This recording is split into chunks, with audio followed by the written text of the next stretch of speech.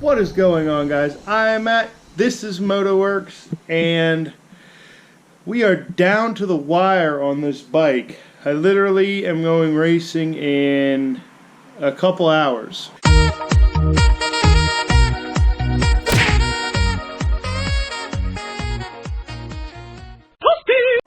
So I made some good progress on the bike. We are going to just be doing front suspension. I did not get my suspension, my Race Tech valving. I did not get that yet, but I do need to replace the fork seals. So I have to replace the fork seals. I also still have to finish doing the brakes on the bike. I did wash the bike. I mean, as you can see, it's a little shinier. I did end up just taking it out, spraying it off because I had to flip the bike around. But she is looking a little better. I ended up trying to put aftermarket levers on the bike, and I will have a video on that. But long story short, I got the lever, I installed the lever, and then the brake itself, this part here, would not re-bleed because this master cylinder here needs rebuilt. So I had a master cylinder off of a CBR 1000. It is a radial master cylinder, for those of you that know what that is. It kind of fit, so I went with it.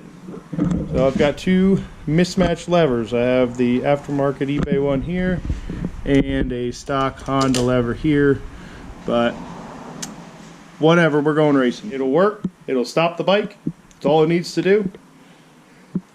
I'm going to stop talking, and we are just going to set the camera up and take you along with me. If I forget to pick the camera up throughout the night, I'm sorry, but I've got to get this stuff done. So sit tight, we're going to get this thing ready to race.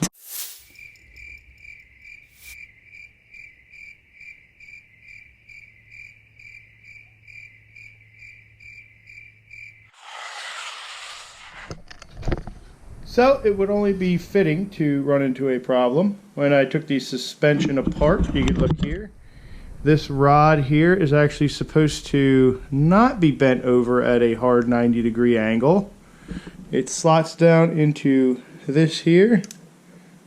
This shaft here, there's a piston at the bottom of that, and that's supposed to stick straight out, and this whole part here is supposed to thread into the fork cap. As you can see, somebody must have been in these forks for a case of beer and who knows what. It's always something, of course. So just gonna have to cut the end off and make do with what I got. But of course, in the 25th hour, stuff like this happens. But oh well, we'll keep pressing on. I'm just going to rebuild these forks and to the best of my ability, and hopefully I get some adjustment out of those. So I had a problem, and it's late, so it's probably why I just did this solution, but I think it's going to work, and it's going to get me through for my track day tomorrow, but I'll show you guys what I came up with. So the problem is this little piece was kinked over on this end here, so I just kind of took that off. Didn't want to take too much of this rod off here because this is what I believe sets the compression. I'm not 100% sure on that. I'm sure someone will let me know, but I'm going to find out tomorrow, 100% sure tomorrow, what that is for. But basically this rod needs to be that same length. So what I did is found two brass inserts here that were part of grommets, and they're about the same length of the piece I took off, so hopefully they work. That was my solution to the problem. I have this one fork leg completely done, so this here was the final piece to that puzzle. So I'm just going to roll with that and see if it works for tomorrow. I don't know. Maybe I'm just tired. That's probably what it is. But I think it'll work. Well, we did have a little bit of good news. I took the other fork apart, and that one appears to be assembled properly. But I gotta tell you, between both of these, wait, these things stink. Fork oil and transmission fluid are right there. When they get dirty, oh my gosh, it is horrible smelling. Like burnt hair. Think of the worst thing, the worst smelling thing, and times that by 10. This is just disgusting smelling stuff. This one's together. It's a little too tight actually, but I'll take that over the busted up one that was on the other side. That one's gonna need replaced eventually, but for now, I just gotta go with what I gotta go with. I gotta get racing. So I'll show you what it's supposed to look like when you take these apart.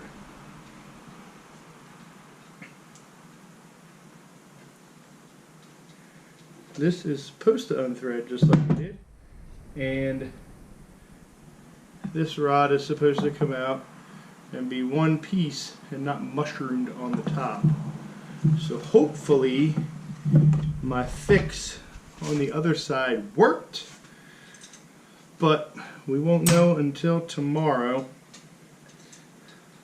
I want to show you guys kind of the oil I'm dealing with here. This is supposed to be pretty much clear oil, and this is what's coming out of there. That, oh, if you could, that is the most vile smelling substance, and it just turns everything black. I mean, it is gross. This stuff is disgusting. These definitely needed changed.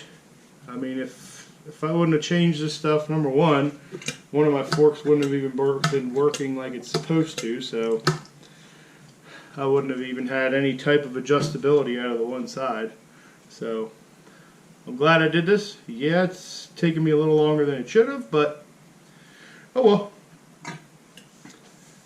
If you are going to do forks, just keep in mind it is dirty, it is stinky, but oddly rewarding when you're all said and done and you do a good job and you rebuild your fork properly and you can get adjustability out of it and you feel a difference. This here, I didn't get to ride the bike yet. I'm pretty much banking on it working tomorrow at the racetrack at this point, but I can only imagine the difference it would feel between the way it rode before and the way it's going to ride now. It's probably going to be a huge difference. But, well, it's one thing to take in mind. When you're buying a used bike, you just never know what you're getting. It doesn't matter who you're buying the bike from, because a lot of times they didn't do any of this work. So, or they did, and they did it incorrectly, like you saw on the other fork. But, yeah, I'm going to keep plugging away. I'm going to get this fork completed, and then pretty much I just have to button the bike back up at that point. The brakes need to go on, but they're not going to be that difficult. And then I knock on wood, because this wasn't supposed to be that difficult. But, oh well, we'll keep plugging, chugging.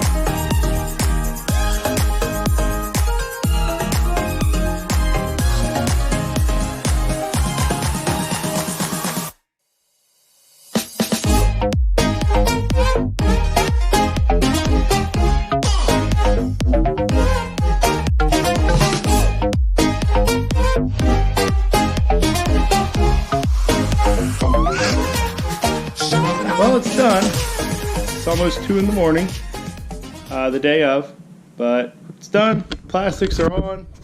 Doesn't look in the best shape, but you know what? It looks like it'll do the job. And it's kind of the maiden voyage to see, number one, if it goes over 70. Again, I still haven't tested that yet, so I guess the racetrack's a good place to find that out.